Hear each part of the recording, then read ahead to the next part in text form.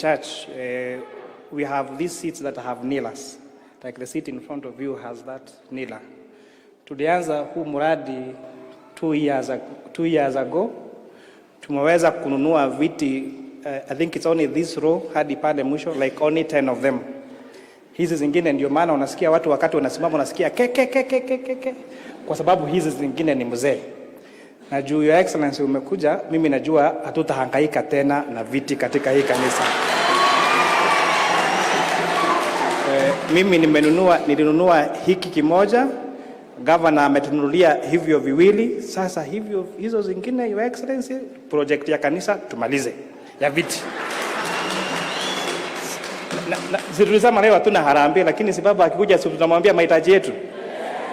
Your Excellency the Deputy President, in 2016 I donated this projector here to this church.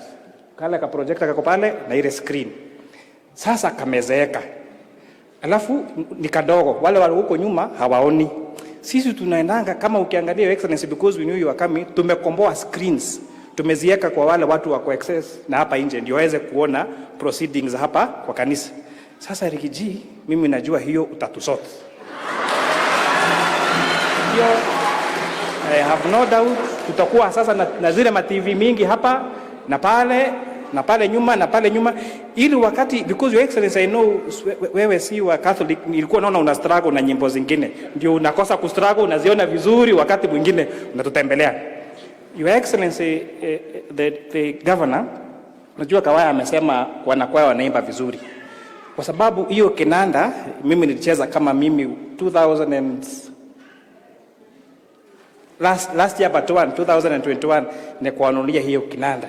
Sasa na wewe hiyo kwaya na hawa wanaitwa Catholic CYA Young Adults. Hawa ni wale ambao hawajafika kwa kukua CWA na CMA, na hawa kina mama ukisema tu wangare.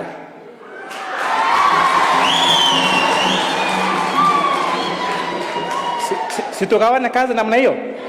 Na mimi hawa wenye walikuwa wanakuja hapa, hawa walikuwa na dance, hawa PMC, mimi nicheza kama mimi gani? Sio itakuwa mzuri.